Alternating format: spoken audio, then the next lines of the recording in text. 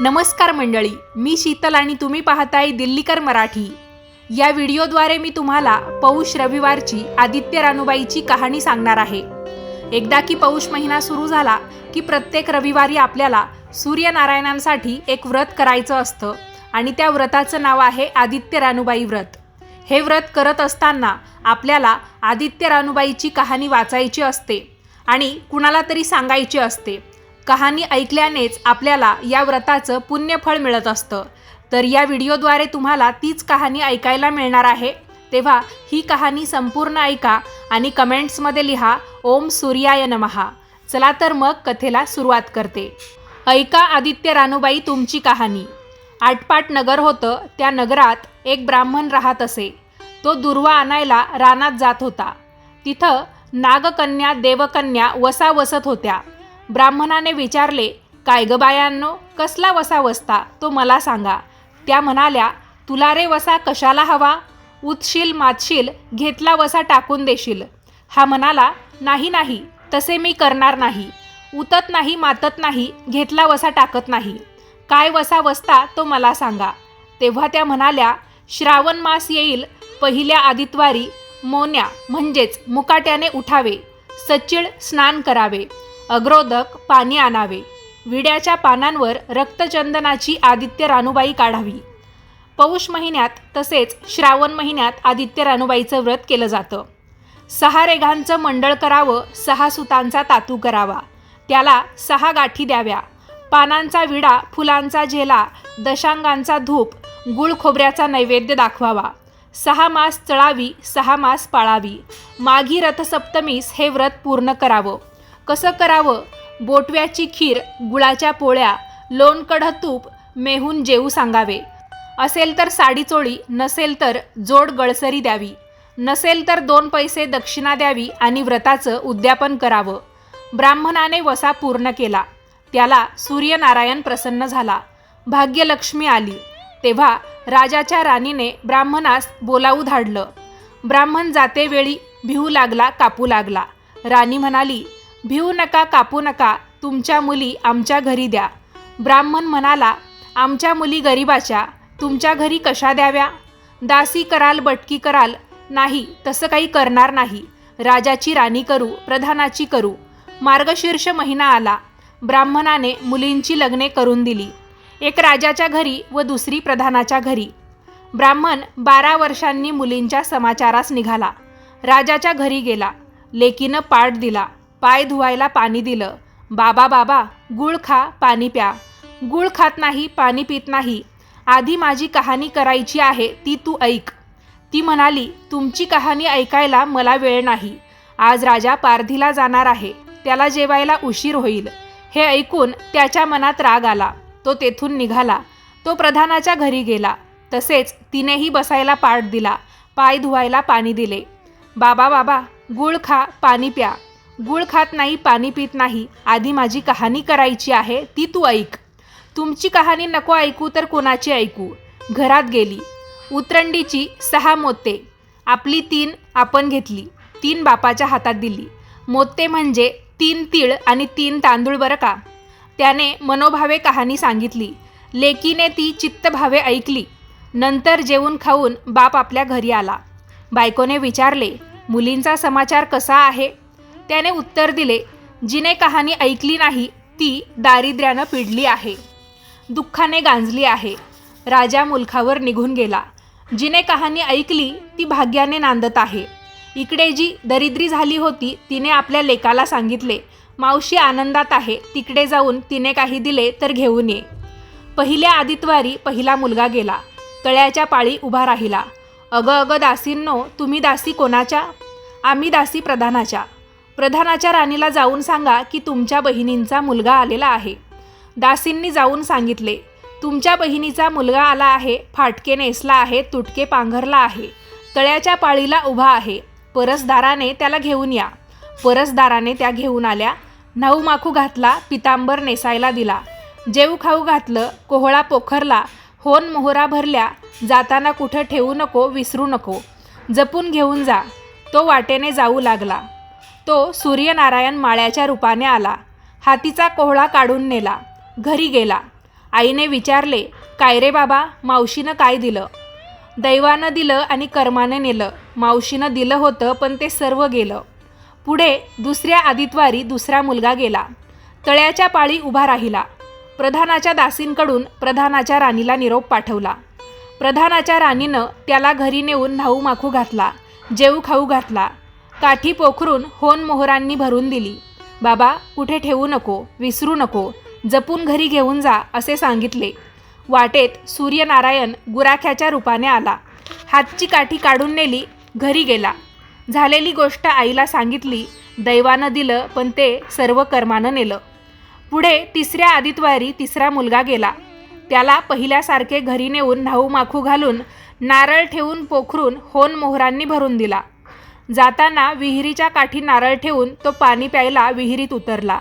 तो नारळ गडगडून विहिरीत पडला. मुलगा घरी गेला. आई ग, मावशीनं दिलं पण दैवानं ते सर्व बुडवलं. चौथ्या आदितवारी चौथा मुलगा गेला.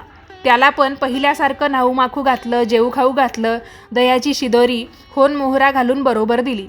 सूर्यनारायण घारीच्या रूपाने आला. हातची शिदोरी घेऊन गेला. तो घरी गेला. आईने विचारले, मावशीनं काय दिलं? आई ग, मावशीनं दिलं पण दैवानं ते सर्व नेलं. पाचव्या आदितवारी आपण उठली. तळ्याच्या पाळी उभी राहिली. दासींनी तिचा निरोप तिच्या बहिणीला सांगितला. बहिणीने तिला परसदाराने घरी नेली. न्हाऊ माखू घातली. पैठणी नेसायला दिली. प्रधानाची राणी आदितवारी कहाणी करू लागली. काय वसा करीतेस ते मला सांग. बहीण म्हणाली, अगं अगं पापिनी, चांडाळणी, बापाची कहाणी ऐकली नाहीस म्हणून तुला दारिद्र्य आलं. राजाच्या राणीने विचारले, याला काय उपाय करू? तेव्हा तिने वसा सांगितला. ती बहिणीच्या घरी राहिली. श्रावण मास आला. बहिणीने सांगितल्याप्रमाणे तिने सूर्यनारायणाची पूजा केली. इकडे राजाला भाग्य आले. राजानं बोलावू धाडलं. मावशी मावशी, तुला छत्र आली, चामरं आली, पायीक आले, परवर आले. मला रे पापिनीला एवढं वैभव कोठलं? बाहेर जाऊन दाराशी पाहते तो राजा बोलावू आला आहे. तशी ती घरी जायला निघाली. एकमेकींना बहिणींनी आहेर केले. वाटेने जाऊ लागली. तो पहिल्या मुक्कामास स्वयंपाक केला. राजाला वाढले. आपलं पान वाढून घेतलं. तेव्हा बहिणीची आठवण झाली. करारे हाकारे, पिटारे डांगोरा, नगरात कोणी उपाशी आहे का याचा शोध करा. उपाशी काही नाही. वाटेने एक मोळी विक्या जात होता. त्याला म्हणाले, आमच्या बाईची कहाणी ऐकायला ये. तो राणीकडे आला तशी 6 मोत्ते म्हणजे 3 तीळ आणि 3 तांदूळ राणीने घेऊन 3 त्याला दिली व 3 आपल्या हातामध्ये ठेवली. त्याची लाकडांची मोळी होती ती सोन्याची झाली. तो म्हणाला, बाई बाई, कहाणी ऐकल्याचे एवढे फळ, मग वसा घेतल्याचे काय फळ? काय वसा तो मला सांगा. तुला रे वसा कशाला हवा? उतशील मातशील, घेतला वसा टाकून देशील. उतत नाही मातत नाही, घेतला वसा टाकत नाही. तेव्हा राणीने त्याला वसा सांगितला. दुसऱ्या दिवशी दुसऱ्या मुक्कामास गेली. स्वयंपाक केला. राजाला वाढले. आपले पान वाढून घेतले. तेव्हा कहाणीची आठवण झाली. नगरात कोणी उपाशी आहे का याचा शोध करा. उपाशी नाही, तापाशी नाही, काही नाही. एक माळी चिंतेत बसला आहे. त्याला बोलवले आणि म्हटले, आमच्या बाईची कहाणी ऐक. तो म्हणाला, तुमची कहाणी ऐकून मी काय करू? मी आपल्या चिंतेत बसलो आहे असे म्हणून तो आला. तशी राणीने 6 मोत्ते आणली. 3 त्याला दिली, 3 आपण घेतली. राणीने कहाणी सांगितली. ती त्याने मनोभावे ऐकली. माळ्याचा मळा पिकू लागला. तो म्हणाला, कहाणी ऐकल्याचे एवढे फळ, मग वसा घेतल्याचे काय फळ? काय वसा तो मला सांगा. राणीने त्यास वसा सांगितला. पुढे तिसऱ्या मुक्कामास गेली. तिथं तिनं स्वयंपाक वगैरे केला. नगरात कोणी उपाशी आहे का याचा शोध करा. उपाशी नाही, तापाशी नाही, काही नाही.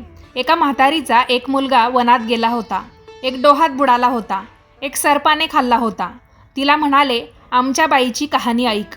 ती म्हणाली, कहाणी ऐकून मी काय करू? मी मुलासाठी रडते आहे. बरं येते असे म्हणून ती आली. मग राणीने तिला कहाणी सांगितली. तिने ती चित्तभावे ऐकली. तिचा मुलगा जो वनात गेला होता तो आला. डोहात बुडाला होता तोही आला. सर्पाने खाल्ला होता तो सुद्धा आला. ती बाई म्हणाली, बाई बाई, कहाणी ऐकल्याचे एवढे फळ, मग वसा घेतल्याचे काय फळ? काय वसा तो मला सांग. मग राणीने तिला सुद्धा हा वसा सांगितला. पुढे चौथ्या मुक्कामास गेली. तिनं पण पहिल्यासारखंच केलं. कोणी उपाशी नाही, तापाशी नाही, काही नाही. कानाडोळा मासाचा गोळा. त्याला हात नाही पाय नाही असा एक मनुष्य रस्त्यावर पडला आहे. त्याच्या अंगावर तांब्याभर पाणी ओतले. पालथा होता तो उताना केला.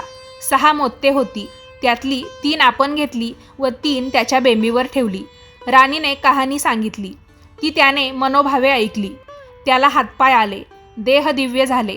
तेव्हा तो म्हणाला, बाई बाई, कहाणी ऐकल्याचे एवढे फळ, मग वसा घेतल्याचे काय फळ? काय वसा तो मलाही सांगा. राणीने त्याला वसा सांगितला. 5व्या मुक्कामास घरी आली. स्वयंपाक केला. षड्रस पक्वान्ने जेवायला केली. सूर्यनारायण जेवायला आले. भोजनास बसले. त्यांना पहिल्या घासास केस लागला.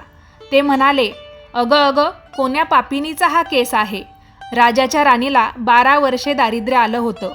तिने आदितवारी वळचणीखाली बसून केस विंचरले होते. काळं चवाळं, डोईचा केस, वळचणीची काडी, डाव्या खांद्यावरून वेशीबाहेर टाकून दे. राजाच्या राणीला सूर्यनारायणाचा कोप झाला, तसा कुणालासुद्धा होऊ नये. ब्राह्मण, मोळीविक्या, म्हातारी इत्यादींना जसा सूर्यनारायण प्रसन्न झाला, तसा तुम्हाला आम्हाला हो. ही 60 उत्तरांची कहाणी 5 उत्तरी सुफळ संपूर्ण. मंडळी, पौष रविवारी जेव्हा सूर्योदय होतो तेव्हा आपल्याला सूर्यनारायणांची पूजा करायची असते. अगदी त्याच वेळेला आपण ही सूर्यनारायणांची कहाणीसुद्धा ऐकायची असते. समजा तुम्हाला त्याच वेळेला ही कहाणी ऐकायला जमलं नाही किंवा त्यावेळेस तुमच्याकडे वेळ राहत नसेल, तर तुम्ही दिवसभरात कधीही किंवा संध्याकाळी सूर्य मावळण्याच्या आत कधीही ही कहाणी वाचू शकता किंवा हा जो व्हिडिओ आहे कहाणीचा तो तुम्ही ऐकू शकता. लक्षात घ्या, तुम्ही स्वतः ही कहाणी जेव्हा वाचत असता किंवा व्हिडिओद्वारे ती ऐकत असता तेव्हा कुणाला तरी तुमच्यासोबत नक्की घेऊन बसा, कारण ही कहाणी आपल्याला कुणाला तरी ऐकवायची असते. म्हणजेच काय, यामुळे आपल्याला या व्रताचं संपूर्ण फळ मिळतं.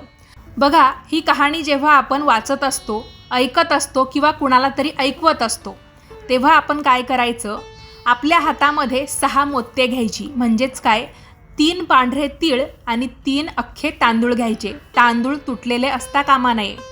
त्यातले 3 तीळ किंवा 3 तांदूळ आपल्या हातामध्ये घ्यायचे आणि समजा आपण आपल्या हातामध्ये पांढरे तीळ घेतले असतील तर आपल्या शेजारी बसलेल्या व्यक्तीच्या हातामध्ये आपण 3 पांढरे तांदूळ देऊ शकतो.